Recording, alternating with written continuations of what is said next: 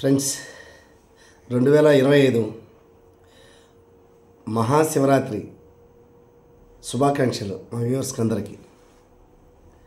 ఈరోజు ఈ వీడియో మహాశివరాత్రి సందర్భంగా 2025 మహాశివరాత్రి సందర్భంగా ముందుగా నేను మనసులో ఊహించుకున్న మా గురువుగారు మాస్టర్ అని నా వీడియోలు చేస్తున్నటువంటి మా మాస్టర్ గారికి, ఆమె సతీమణి నేను అమ్మలాగా ఊహించుకున్నా.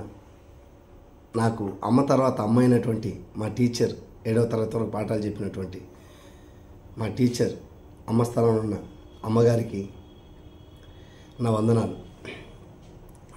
ఈరోజు ఈ వీడియో ముఖ్యంగా ఎందుకు చేయాలనుకున్నానంటే, ఫ్రెండ్స్, మీరు నా వరదా వ్యవసాయం ఛానల్ చూస్తున్న అందరికి కూడా, బంధువులు కావచ్చు, నా శ్రేయోభిలాషులు కావచ్చు, ఫ్రెండ్స్ కావచ్చు, అందరూ కూడా నన్ను కాపాడి మానిటైజేషన్ దాకా తీసుకొచ్చారు. ఇప్పుడు ఏదో ₹1-2 డబ్బులు కూడా పడింది. కానీ ఈరోజు మహాశివరాత్రి నిన్న నా స్నేహితుడు ఒక అతను, అంటే నా సాటి ఆటో డ్రైవర్, ఒకే ఒక్క మాట అడిగాడు. ఫ్రెండ్స్, ఏమని అడిగాడంటే, అన్నా, ఎంతోమందితో ఎన్నో రకాలుగా నువ్వు కింద పడకుండా మాట్లాడతావు, ఎంతమంది మాట్లాడినా సమాధానం చెప్పగలుగుతావు, ఎక్కడా కింద పడిన అంటావు. అటువంటి వాడివి మన స్టాండ్లో కానీ మీ బంధువుల్లో కానీ అందరికన్నా కూడా ఒక మించినట్టు బతుకుండాల్సిన నీ జీవితం నేను విన్నాను. కానీ అందరికన్నా కింద ఉన్నది నీ పరిస్థితి, ఎందుకు ఇలా అయినావు అని ఒక్క క్వశ్చన్ వేశాడు. ఫ్రెండ్స్, అతను మాట్లాడింది చాలా విలువైన మాట. నన్ను అడిగిన ప్రశ్న చాలా విలువైన ప్రశ్న. ఇంత తెలివితేటలున్నాయి కదా, ఎందుకు నువ్వు ఇలా అయ్యావు, ఎందుకు సంపాదించలేకపోయావు నీ జీవితంలో? కనీసం కార్లలో తిరిగిన అతనికి తెలియదు నా లైఫ్ స్టైల్ ముందు ఎలా ఉండింది, ఎందుకు ఇట్లా అయినానని తెలియదు పాపం. బట్ ఆయన అడిగిన విషయం మాత్రం చాలా మంచి విషయం అడిగాడు, మంచి ప్రశ్న వేశాడు. నువ్వు మాత్రం ఎందుకు ఇలా ఉన్నావు, ఇంత అందరూ బాగున్నారు ఫైనాన్షియల్గా, నువ్వు అక్కడ కనీసం బాడుగు బండి, సొంత ఆటో కూడా అమ్ముకొని బాడుగు బండి తోలుతున్నావే, కోపడద్దు అన్న, ఎందుకు ఇలా ఉన్నావని అతను అడిగాడు. అతను అడిగినందుకు నాకు బాధ అయితే ఇంత కూడా లేదు ఫ్రెండ్స్. ఎందుకంటే ఆ ఒక్క మాట మా మాస్టర్ ఒకసారి అడిగాడు, తర్వాత ఇతను అడిగాడు తప్ప ఇంకా ఎవరు కూడా అది నన్ను అడగలేదు. ఎందుకు ఇలా అయిపోయావు, ఏంటి నీ పరిస్థితి అంటే ఎవరు అడగలే. కాబట్టి ఒక్కరు అడిగినా కానీ సమాధానం ఈ యూట్యూబ్ ద్వారా అందరికీ తెలుస్తుంది కదా. నా వయసు 50 సంవత్సరాలు జరుగుతుంది. పెళ్ళి అయ్యేదాకా నా జోబులో డబ్బులు ఖర్చులు పెట్టుకుని ఉండేటోడిని. ఎక్కడ ఎవరికి అప్పులు లేవు. పెళ్ళి అయ్యే వరకు అప్పు అనే మాటే లేదు. ఆస్తి ఉంది, ఆస్తులు ఎక్కడికి పోలే. అప్పుడు అన్నదమ్ములు చిన్నతనంలో ఎరబెట్టి నాకు కొంత ఆస్తి ఇచ్చి నన్ను పక్కన పెట్టారు. దాని తర్వాత నా లైఫ్ స్టైల్ ఒక రేంజ్లో ఊహించుకొని అదేవిధంగా కూడా సాగించాను. నాకు కలిగిన ఒక లోటు ఎక్కడో ఒక చోట, 1 నా గోలు, 2 ఒక బిడ్డ, 3 అమ్మ చనిపోవడం. ఇవన్నీ నాకు ఆ లోటుగా అనిపించాయి. అమ్మలేదు, నా గోల్ స్పాయిల్ అయిపోయినట్టు అయిపోయింది.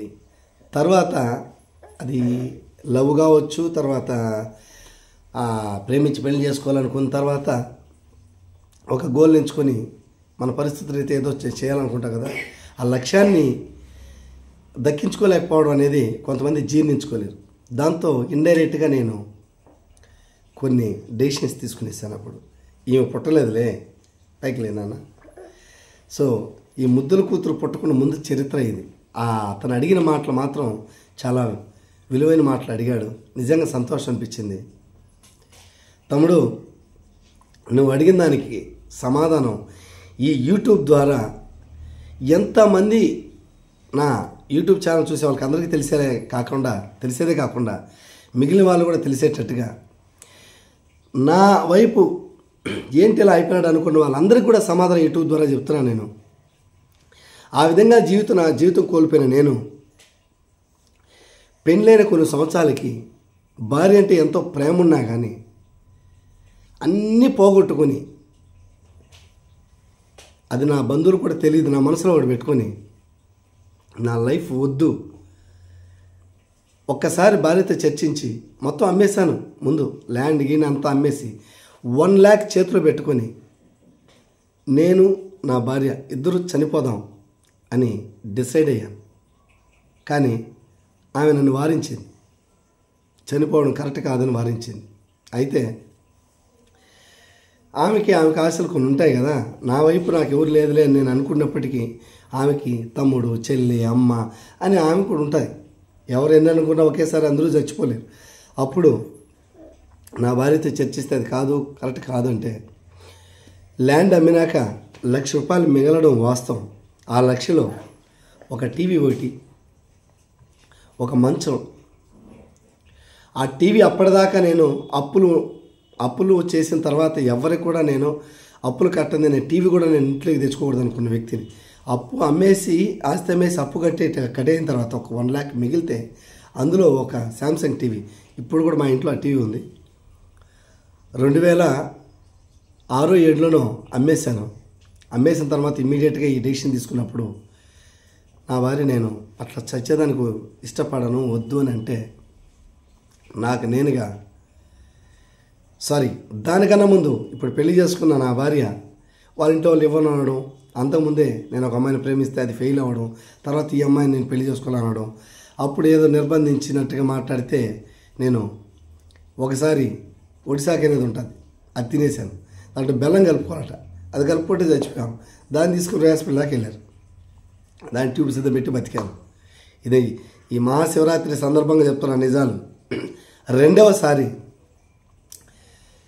20 స్లీపింగ్ ట్యాబ్లెట్స్ తిన్నాను. ఆ స్లీపింగ్ ట్యాబ్లెట్స్ కూడా తిరుపతికి వచ్చేప్పుడు ఆ వయసులో అడిగితే ఇచ్చేవాళ్ళు కాదు. పెళ్లి కావడం ముందు మనం ఒక వయసులో ఉండేటప్పుడు ఎన్నంటే స్లీపింగ్ ట్యాబ్లెట్స్ ఇవ్వరు. మా అవ్వకు బాగలేదు, మా తాత బాగలేదు, నిద్ర పట్టలేదు, రోజు ఇంట్లో నిద్ర లేకుండా అందరినీ చంపుతున్నారని చెప్పి అక్కడ ఒక ట్యాబ్లెట్, ఇక్కడ ఒక ట్యాబ్లెట్, 1-2 ట్యాబ్లెట్స్ అలా చేకూర్చుకొని ఒక 20 ట్యాబ్లెట్ లాగా 20-25 ట్యాబ్లెట్ దాకా తినేసాం. అయినా చావలే, నిద్రలోకి వెళ్ళి మళ్ళీ బతికిపోయాను తప్ప చావలే.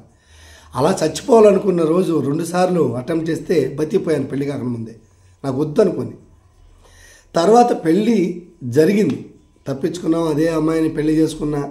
తరువాత పిల్లలు పుట్టే అవకాశం లేదని పెళ్ళైన కొంత కాలం తర్వాత అన్ని హాస్పిటల్ తిప్పుతూ అంతా చేసి మొత్తం సంపాదించి అన్ని ఆస్తులు సంపాదించిన తర్వాత అప్పులు చేసుకుంటూ హాస్పిటల్ పెడుతూ నాకు వద్దు ఈ జీవితం అని అన్నప్పుడు అమ్మేసి కట్టేసిన తర్వాత నా భార్యను తీసుకొని మనకు వద్దు ఈ జీవితం, నాకైతే మనశ్శాంతిగా లేదన్నప్పుడు ఆమె నిరాకరించేటప్పటికి నేను ఒక్కడే చనిపోవాలనుకొని మూడోసారి ఎక్కడైతే ఏ ల్యాండ్ అయితే అమ్మానో ఆ ల్యాండ్లో, నాన్న బాగా చూడు ఇక్కడ నీ గురించి చెప్తున్నా, ఒకసారి ఓం నమ శివాయను చెప్పుకోడుక, ఓం నమ శివాయను, ఓం నమ శివాయ, ఓం నమ శివాయ. వెరీ గుడ్, వెరీ గుడ్ తమ్ముడు, నువ్వు అడిగడానికి చెప్తున్నా. మూడోసారి నేను సూసైడ్ చేసుకోవాలని పురుగుల మందు తీసుకున్నా. మా అత్తగారి చైన్లో 2 తీసుకున్నాను. మా అత్తగారి చైన్లో ఒకటి, నేను అమ్మిన చైన్లో ఒకటి పురుగుల మందు తీసుకుని ఎత్తిపెట్టాను, ఏదో ఒక రోజు తీసుకొని చనిపోవాలని. ఈ అమ్మేసిన తర్వాత ఆ డబ్బులు ₹1,00,000 పెట్టుకుని టీవీ అది తీసుకున్న తర్వాత మా మిస్సెస్కి ఎవరు కూడా చెప్పలేదు. నేను మిగిలిన ఒక 10,000 రూపాయలతో దానికి ఆ మంచం ఆ టీవీ తీసుకుని వచ్చి ఒక 25,000 రూపాయలకి బట్టలు పెట్టేశాను. మా అన్న కూతుర్లు, అన్న కొడుకులు, అక్క కొడుకులు, అక్క కూతుర్లు, కొంతమంది మేనమామ భార్యలు, వదినోళ్ళకి. ఎందుకంటే నేనేమి కార్యం చేస్తాను, ఎందుకు ఏ సందర్భంగా నేను ఇంకా బట్టలు పెడతాను. నా జీవితంలో నాకంటూ నా కుటుంబంలో అన్నదమ్ములు విడిపోయిన వాళ్ళ కుటుంబం వాళ్ళది కదా, నా కుటుంబంలో నేను ఏ కార్యం వచ్చి పిలుస్తాను, నేను నలుగురిని ఏ ఫ్రెండ్ని ఏ కార్యం వచ్చి పిలుస్తాను, ఏ కార్యాన్ని పిలుస్తా, అరే ఇలా రండిరా నా కూతురు పుట్టింది, ఇలా రండిరా నా కొడుకు పుట్టాడు, ఇలా రండిరా నా కొడుకు పెళ్ళి, ఇలా రండిరా నా కూతురు పెళ్ళి, ఏ కార్యం నా చావే కదా అన్నట్టుగా నాకు ముందే నేను కొంతమంది బట్టలు పెట్టేసి చనిపోవాలని డిసైడ్ అయిన తర్వాత నేను అమ్మింది కూడా మా అన్నకే, రెండో అన్నకి.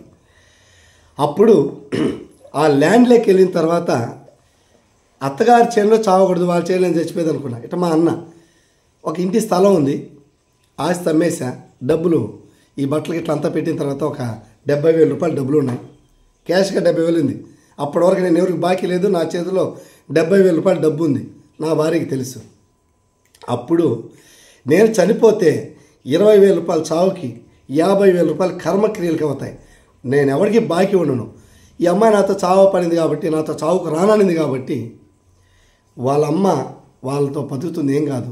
ఒకరి ప్రాణాన్ని కూడా ఇంకొకరి ప్రాణంతో తీసుకొని వెళ్ళకూడదు, అది తప్పని అనుకుని నేను ఒకడే చనిపోవాలనుకుని డిసైడ్ అయ్యి కూర్చొని ఇంటర్న్ బాటిల్ మా అన్న చేతిలో ఇలా తీసుకున్నాను. ఇలా చేతికి తీసుకున్నప్పుడు ఒక్క నిమిషం ఆలోచించాను నేను. అంటే చావకూడదు అనేది కాదు, అక్కడ నేను భయపడి చావకుండా కూడా లేదు. తీసుకున్న తర్వాత తీసుకునే ముందు నాకు ఎదురుగా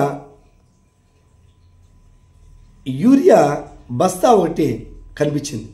అంటే నేను వాడింది అది. ఆ యూరియా గోతం ఒక చెట్టుకు తగిలేస్తుంటే దానికి నాగార్జున యూరియా అనే పేరు ఒకటి ఉంటుంది. ఇది ఎవరికి కూడా తెలియదు, కానీ నాగార్జున యూరియా అని చెప్పి మీసాలు ఇలా తిప్పి ఆ అడ్వర్టైజ్మెంట్లో ఆ గోని సంచి మీద ఒక ఫోటో చూశాను. అది కట్టుంటే దేనికో నేనే కట్టున్నాను. ఇంటర్వ్యూ తీసుకునే ముందు నాగార్జున. అప్పుడు నా గోల్ ఏంటి, నేను ఒక రైటర్ అండ్ డైరెక్టర్ అవ్వాలనుకునేవాడిని.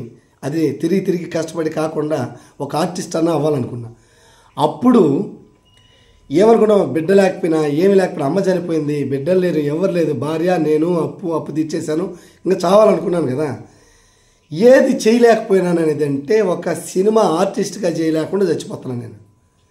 అప్పుడు ఆ గోన్ సంచి మీద నాగార్జున యూరియాని మీసాలు పెట్టుకుని అతను ఒక ఫోటో ఉంటే నన్నే ఎందుకు అడ్వర్టైజ్మెంట్గా ఎవడు తీసుకోకుండా పోతాడా, నేనైతే ఎవడో ఒకడు మమ్మల్ని కాపాడుకుండా పోతాడా, ఎందుకు చావాలి, ఎంత కష్టమైన బతకాలి అనుకొని ఒక ఆలోచన కలిగింది. పోనన్నా వెళ్ళు. అప్పుడు నాకేమనిపించిందంటే వెంటనే, తమ్ముడు నువ్వు వినాలి, నీ ద్వారా ఎంతమంది ఈ యూట్యూబ్ ద్వారా చూస్తున్న ప్రతి ఒక్కరు కూడా ఆలోచించాలి, నా వీడియో మాత్రం ప్రతి ఒక్కరు చూడండి ఈ వీడియో. అప్పుడు ఏమైందంటే, ఇలా చావకూడదు, ఆ చెడ్డ పేరు వస్తే ఆలోచించేదే కాకుండా ఇంకొక వైపు నాకు సినిమా అవకాశం వస్తుంది ఎందుకు రాదని ఆలోచనే కాకుండా ఇంకొక వైపు నేను నా భార్యని, ఒక అమ్మాయిని ఫస్ట్ ప్రేమించి ఫెయిల్ అయితే రెండో అమ్మాయిని మళ్ళీ నేను తిరిగి చేసుకోవడం, వాళ్ళు ఇవ్వలేను, మా వల్ల కాదు, మేము పెళ్లి చేయలేమంటే, నేను నా క్లాస్మేట్ని మళ్ళీ 6th క్లాస్ నుంచి 10th వరకు చదువుకున్న అమ్మాయిని, చాలా గుణవంతరాలు, నోరు లేని అమ్మాయి, ఈ అమ్మాయి అయితేనే నాకు సూటబుల్ అవుతుంది నా ఆలోచనకి, నా క్యారెక్టర్కి అనుకొని నోరెత్తదని చెప్పి ఆలోచనతోనే ఆ అమ్మాయిని తిరిగి కట్టుకున్నాను నేను. పాపం అప్పుడు తిరిగి వాళ్ళు ఇవ్వనంటే కూడా, వాళ్ళ పరిస్థితులు బాగా బతికి వాళ్ళు కాస్త ఇబ్బందులు పడి ఉంటే, మేము పెళ్లి చేయలేరా బాబుని అంటే కూడా నేను వాళ్ళని అవమానపరిచి పెళ్లి చేసుకున్నా పాపం అప్పట్లో. అప్పుడు నా రాత ప్రకారం నాకు వచ్చిన లోట్లతో వాళ్ళని ఇబ్బంది పెట్టాను తప్ప నేను చెడ్డోడే కాదు, వాళ్ళ వల్ల నాకు జరిగిన ఇబ్బందులు ఏమి లేవు. అయితే తిరిగి ఈ గడ్స్ పాప పుడుతుందని తెలియదు, ఆ దేవుడు, నేను అదృష్టవంతుడు కాబట్టి. అప్పుడు ఆ ఇంటర్వ్యూ బాటలు చేతిలో పట్టుకొని వెంటనే, అబ్బా చూసారా, పట్టుకుని వెంటనే ఒక్క నిర్ణయం తీసుకున్నా. ఇప్పుడు నేను చనిపోతే నా భార్యకి చావుకి దినాలకి నా ఖర్చుకు నా భార్య పెడుతుంది, కానీ మిగతా నా భార్య బతుకు కోసం ఏం లేదు వాళ్ళ అమ్మగారు సాకుతారు, బాగానే ఉంది. అప్పుడు చనిపోయిన శవాన్ని మన బంధువులు, ఫ్రెండ్స్ అందరూ చూస్తారు కదా, అందరూ జరిగేదే కదా, చచ్చిపోతాం, పాడి మీద పడుకోబెడతాం, వస్తారు. వచ్చిన వాళ్ళు మన మీద అతి ప్రేమ ఉండేవాళ్ళు, అయ్యో నాయనా పోయివా అన్నో, అయ్యో తమ్ముడా పోయినావని అన్నదమ్ముళ్ళు మన నాయన చెప్తే వినలేదే, పోయి చచ్చిపోయాడు అని చెప్పి 2 రోజులు ఏడుస్తారు. అప్పు జైలులో మా తమ్ముడు చెప్తే వెళ్ళలేదు, ఏడుస్తారు. ఇంకా తర్వాత అత్తగారు, మేమేం చెప్పేదమ్మా, మేము ఎంత చెప్పినా డబ్బు లేకపోతే ఆస్తి లేకపోతే బతుకుంటే చాలు, మా ఇల్లు ఉంటే చాలు, మా అత్త ఏడుస్తుంది, మరదలు ఏడుస్తుంది, బామార్ది ఏడుస్తారు, అందరూ ఏడుస్తారు. భార్య ఇకలేనట్టుగా కొట్టుకుంటూ ఉంటుంది, అయ్యో స్వామి పోయినావా, నువ్వు ఎంత ఖర్చు పెట్టా, నేను అడిగేదాన్ని కాదే, ఇంత పోయినా కూడా నేను అడుగుంటే నేను ఎందుకు ఇటు చేసుకున్నావని ఆ శవం దగ్గర వచ్చి ఏడుస్తారు. కానీ అది తక్కువ మందే ఏడుస్తారు. మనం పోయిన తర్వాత కూడా మన జీవితం ఇలా ఉండాలని కోరుకుంటారు ప్రతి ఒక్కరు. ఎవడు మంచిగా గొప్పగా బతకాలనుకుంటే ఎవడైనా సరే మన చావు వెనకాల కూడా మన గురించి కొంత చరిత్ర ఉండాలని కోరుకుంటారు. ఆ వ్యక్తిని నేను. అలాంటప్పుడు ఆడ ఇంటిని బాటలు తీసుకున్నాక అది గుర్తొచ్చింది, ఆ ఫోటో గుర్తొచ్చింది. అరే నువ్వు చచ్చిపోతే ఇలా వచ్చి ఏడుస్తారు, నీ భార్య బరువుని కొట్టుకుంటోంది, అయ్యో చచ్చిపోయినావని అంటుంది. అన్నప్పుడు మిగతా వాళ్ళు ఉంటారు. ఆ మిగతా వాళ్ళు ఏం చేస్తారంటే, ముండనా బట్ట, పనికిమాల నా బట్ట, ముండనా బట్టి నా బట్ట మంచి మార్గం ఆడుంటే పైకి పోతే పైలోకానికి పోతే మాత్రం ఏడ మంచి దారి దొరుకుతుంది, నా బట్టకి నోరు లేని బిడ్డమ్మా తిరిగి కట్టుకున్నాడు, తిరిగి కట్టుకొని ఈ విధంగా శవం అయిపోయినాడు, చచ్చిపూసాడు, వాడు ఏమైనా సంపాదించుకోపోయినాడా, పోతే మాత్రం పైలోకానికి ఏమైనా దారి దొరుకుతుందా, నోరు లేని బిడ్డమ్మ ఎట్ట బతుకుతుంది, ఈ వయసులో మొగుడు చచ్చిపోతే బిడ్డ అన్న ఉంటే బిడ్డను చూసుకొని బతుకును ఎట్ట బతుకుతుంది అని చెప్పి రకరకాల తిట్టుంటారు, హీనమైన మాటలు మాట్లాడుంటారు. అట్లా మళ్ళీ శవం మీద ఉమ్మలేకపోయినా అటపోయిన తర్వాత వాడి జన్మని ఊంచుంటారు. ఎప్పుడు చచ్చిపోయింటే అప్పుడు చచ్చిపోయింటే అది ఆ 2 నిమిషాల్లో నాకు మెయిన్లోకి వచ్చి మెయిన్లోకి వచ్చి, తమ్ముడు నీకే ఇంత తెలివితేటలు ఉన్నాయి కదన్నా, నువ్వు ఎందుకు బతకలేకపోయినావు, ఎందుకు నువ్వు బాడికి బండుదవుతున్నావు, ఎందుకు నువ్వు ఉన్న కార్లలో తిరిగావట, ఆటో కూడా అమ్మేసావట, మంచి లైఫ్ అనిపించావట, ఎందుకు ఇన్ని తెలివితేటలున్నావు, నువ్వు ఎందుకు బతకలేదంటే, అవి ఒక్క రోజులో చెప్పేది, ఒక నిమిషంలో చెప్పేది, ఒక రోజులో చెప్పేది కూడా కాదు తమ్ముడు. నా లైఫ్ చరిత్ర మొత్తం, అంటే నా జీవిత చరిత్ర మొత్తం నేను దీంట్లో చెబుతా వస్తాను. ఈరోజు మాత్రం ఒక కీలకమైన విషయం మాత్రమే చెప్తున్నాను. అప్పుడు నేను బ్రతకాలి, నేను చావకూడదని ఆ ఇంటిని బాటలు చేతికి తీసుకున్న బాటల్ని ఓపెన్ చేసి ఒక చిన్న కట్టిపులు ఉంటే దాంట్లో ఆ భూమిలో తవ్వి అలా పూడ్చి చేశాను. పోసి ఖాళీ బాటలు మళ్ళీ ఇంకొక పక్క గుంతలోడి పూడ్చేసి అట్లా పెట్టేశాను. ఇంకా నా అత్తగారి చేను కాడ ఉన్న ఒక ఇంటిని బాటలు అదే మరి మళ్ళీ వెళ్ళిన తర్వాత పడేశాను. కానీ ఇంత నిర్ణయం ఎందుకు తీసుకున్నాను అంటే, ఒకటి ఆ నాగార్జున యూరియా గోతం మీద ఉన్న ఆ రైతు మీసాలు పెట్టుకున్న అడ్వర్టైజ్మెంట్ ఎవరో కూడా తెలియదు నాకు. ఆయన ఇలా మీసాలు పెట్టుకొని పంటలమ్మి కోరుకుంటుంది నాగార్జున యూరియా అని చెప్పి అడ్వర్టైజ్మెంట్, పంటలమ్మి కోరుకుంటుంది నాగార్జున యూరియా, ఆ రైతుకి ఏమో మేలు చేసే నాగార్జున యూరియా అని అప్పట్లో అడ్వర్టైజ్మెంట్ ఉండేది. సో ఆ విధంగా దాన్ని గుర్తొచ్చేసి అది ఎదురుగా నా ప్రాణాలు కాపాడాలనేమో, నాకు ఇలాంటి బిడ్డను ఇవ్వాలని దేవుడు రాసిందేమో నాకు తెలియదు. కానీ ఆ నాగార్జున యూరియా గోతం మీద ఆ ఫోటో నన్ను మళ్ళించింది. తర్వాత నన్ను చీకొడతారనే ఆలోచన కలిగించింది. దానికి మధ్యలో ఇంకొక విషయం ఏంటంటే, ల్యాండ్ నేను అమ్మేశాను. ఎవరి చేనులో చనిపోతాను, నా అన్న చేనులోనే చనిపోతాను. ఇప్పుడు నేను అమ్మేన తర్వాత నా అన్నది, అది అన్న చేనులో చనిపోయిన తర్వాత నేను చనిపోతే ఆయన కన్ను మూసేంత వరకు నేను ఆయనకి ఇచ్చి బతకాలని ఇచ్చిన ల్యాండ్లో నేను చనిపోతే ఆయన మనశ్శాంతిగా ఉండగలడా? అంటే నేను ఆయన బాధ పెట్టేట్టే కదా. ఆయన కూడా అప్పు చేసి తీసుకున్నాడు ఆ ల్యాండ్.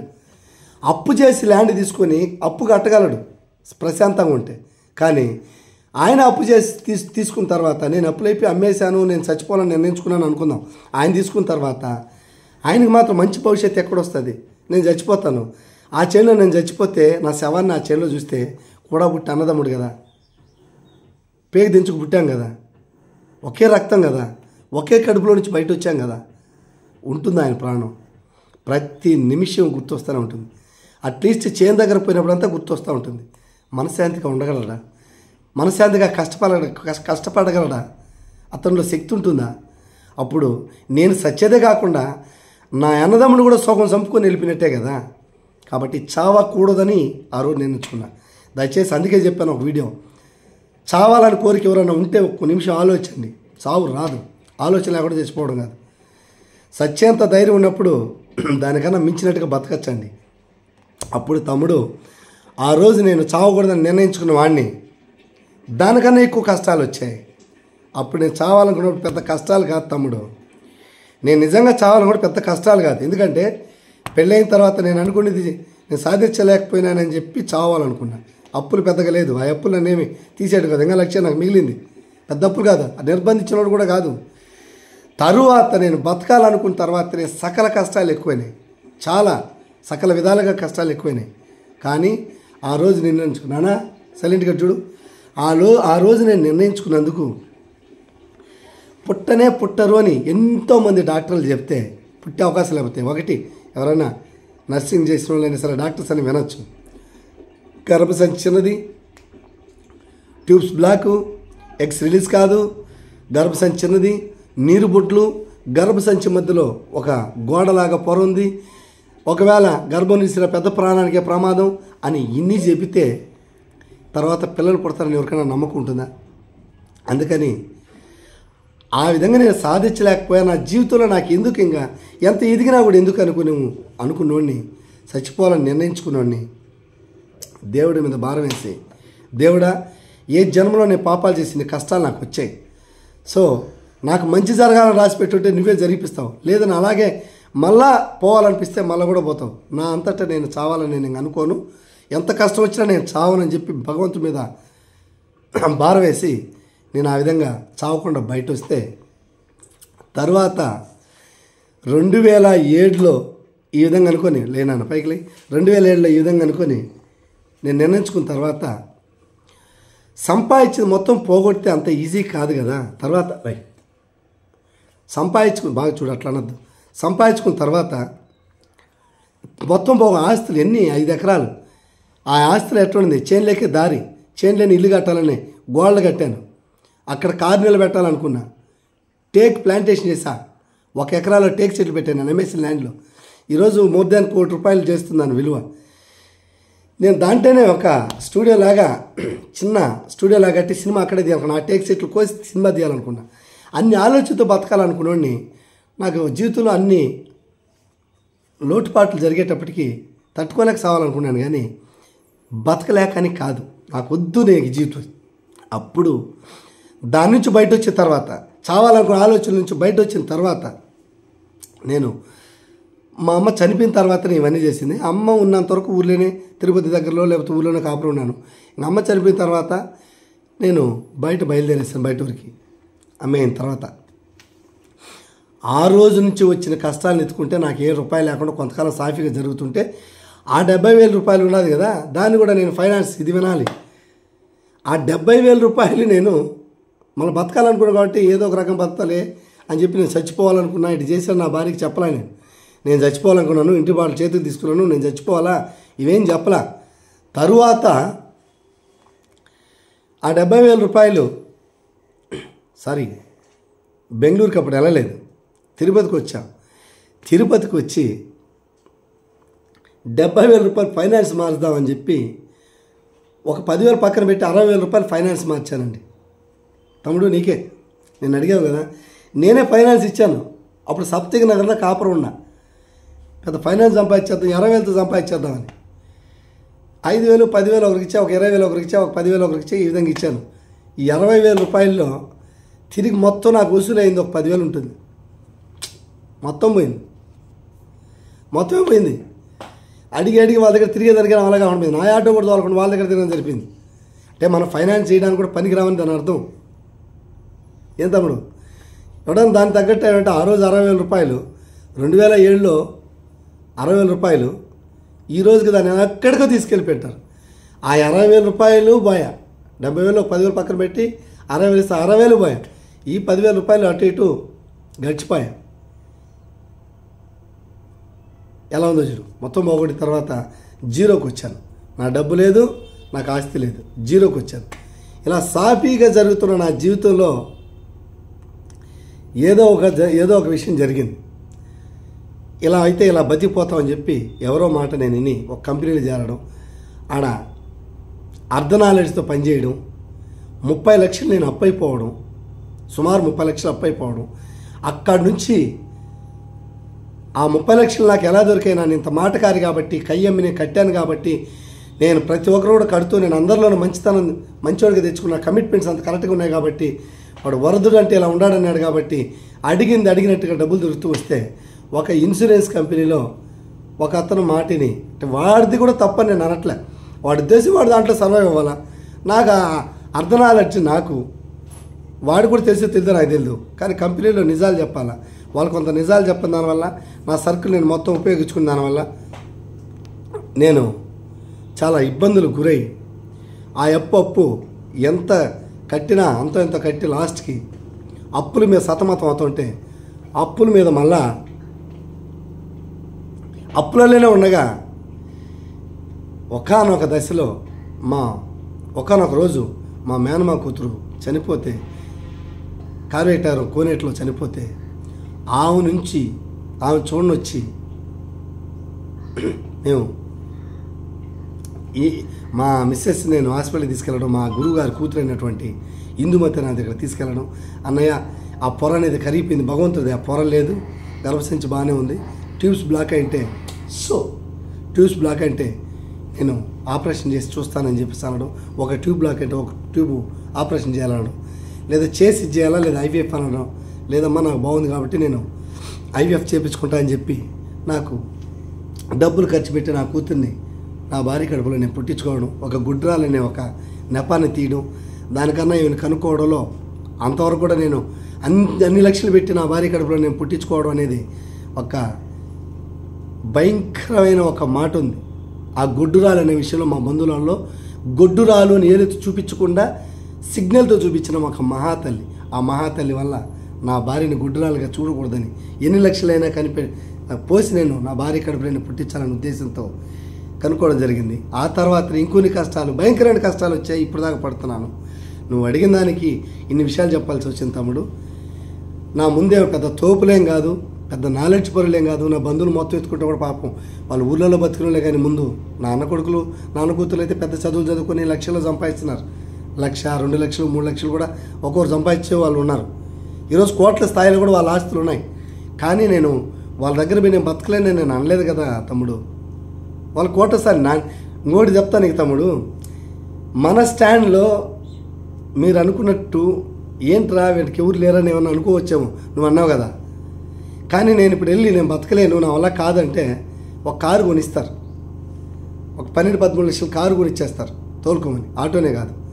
కానీ ఈరోజు వాళ్ళతో అనేస్తే ఈ జీవితం మొత్తం వాళ్ళు కాపాడినట్టే పేరెత్తుకొని వాళ్ళు చెప్పినట్టే విని మేము కాపాడాను సత్యదాకా అంటారు కదా తమ్ముడు. అది ఎందుకు? ఎన్ని కష్టాలైనా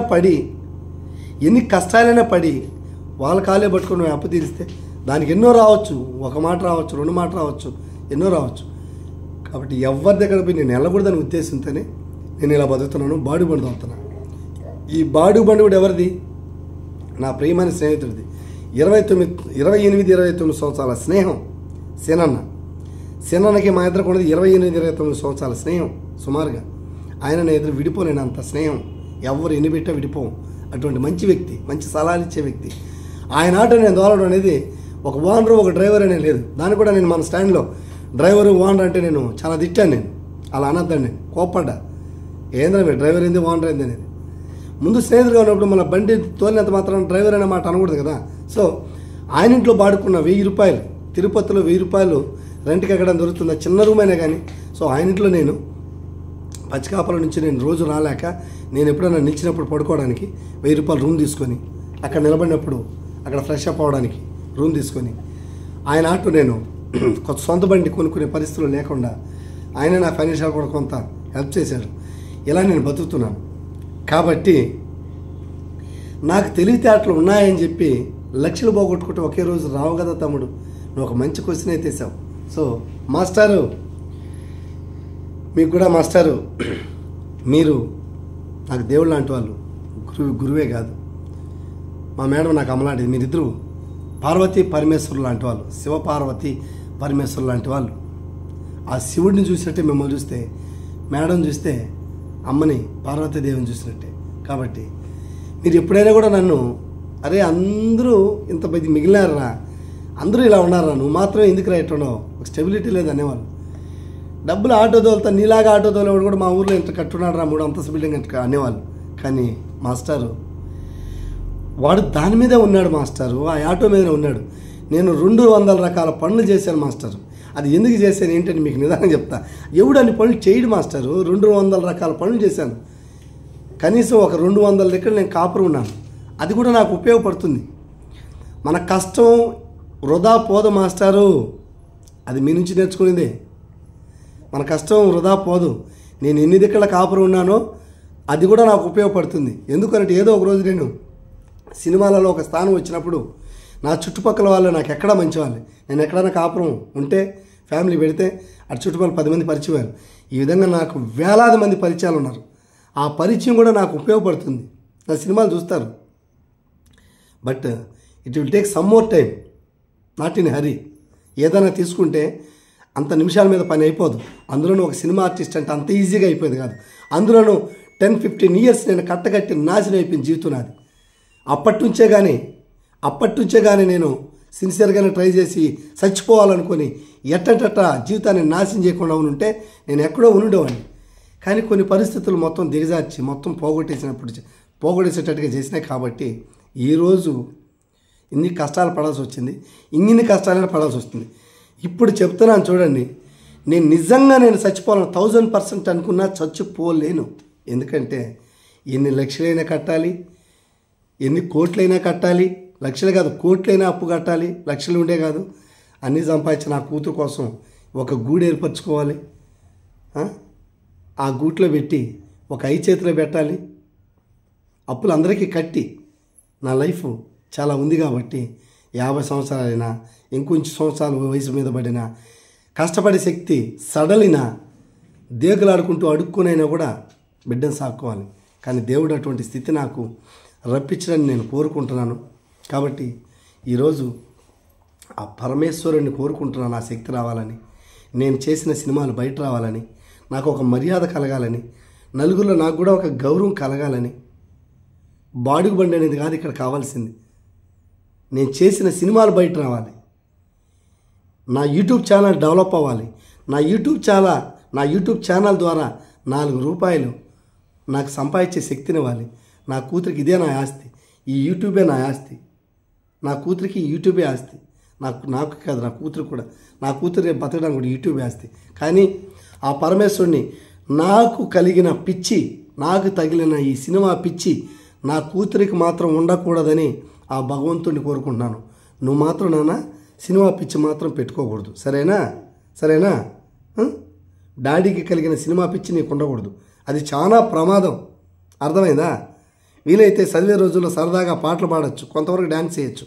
కానీ సినిమాలో యాక్ట్ చేయాలనడం కానీ, ఆ సినిమా రంగంలో నేను ముందుకెళ్ళాలని అనడం కానీ నాకైతే ఇష్టం లేదు కొడుక, సరేనా? సినిమా వైపు నువ్వు పోకూడదు, అర్థమైందా? నా బంగారు తల్లి. చెప్పు నాన్న, ఉండు, మళ్ళీ చెప్తూ ఉండు. సో ఆ పరమేశ్వరుని కోరుకుంటాను. మహాశివరాత్రి సందర్భంగా ఆ పార్వతీ పరమేశ్వరులు ఇద్దరిని కోరుకుంటూ, మా గురువు అనేట పార్వతీ పరమేశ్వరులకు నా గురువుగారు ఈ పేరు పెట్టారు, వాళ్ళని కూడా నేను కోరుకుంటున్నాను. మీరు కూడా నా కూతుర్ని ఆశీర్వదించాలని. మీరు బిజీగా ఉంటారు, ఈరోజు కొన్ని ప్రోగ్రామ్స్ ఉంటాయి పెద్దవాళ్ళు, అందుకని మిమ్మల్ని కలవాలని అనుకున్నాను. మార్నింగ్ కూడా ఫోన్ చేశాను, మేడం ఎత్తారు. కాబట్టి మీరు కూడా మమ్మల్ని ఆశీర్వదించండి. తమ్ముడు ఆటో సోదరా, నేను ఆటో వాడిని కాబట్టి, ఆటో, అగ్రికల్చర్, ఆర్టిస్ట్, యాక్టర్, ఈ 3 చేసిన వాడిని కాబట్టి, ఇంకా 200 రకాల పనులు నేను బయట చేశాను కాబట్టి నాకు అన్నీ ఉపయోగం. సో తమ్ముడు, నా స్టోరీ నీకు ఒక కీలకంగా చెప్పాను. జరిగినవి, జరగబోయేవి, జరుగుతున్నవి మొత్తం నేను నా యూట్యూబ్ ఛానల్ చెప్తాను. కొంతమంది ఎందుకు వీడి స్టోరీ మనకు అవసరం అని అనుకోవచ్చు. నాలాంటి వాళ్ళకు మాత్రం అవసరం తమ్ముడు. రిలాక్స్గా బతికేసే వాళ్ళకి కాదు, నాలాంటి కష్టపడే వాళ్ళకి, నాలాంటి కష్టాలు పడుతున్న వాళ్ళకి, ఇక కూడా కష్టాలు పడబోయే వాళ్ళకి దాని నుంచి బయట వచ్చి ఎలా ముందుకెళ్ళాలా, ఏ విధంగా అయితే కష్టపడితే సాధిస్తాం అని చెప్పి ఆలోచన కలగాలంటే నాలాంటి వాడి వీడియోలు చూడక తప్పదు, చూడాలి. వాళ్ళకు కూడా ఒక ఇన్స్పిరేషన్. నేను నలుగురికి ఆదర్శంగా నిలబడాలనుకుంటున్నాను, కానీ అప్పులు చేశాను కాదు. ఇవన్నీ వింటే ముందే అప్పు చేయకూడదు అనిపిస్తుంది. ఈ కష్టాలు తెలిసిన తర్వాత ఉండు నన్ను అక్కడే చూడు. ఈ కష్టాలు నా నుంచి కష్టాలు తెలుసుకుంటే అప్పు అనేది చేయకూడదు, చాలా తప్పు అప్పు చేయడం అని ముందే గ్రహిస్తారు. అప్పు చేయడం కన్నా 10 రోజులు అప్పు లేకుండా బతకచ్చు,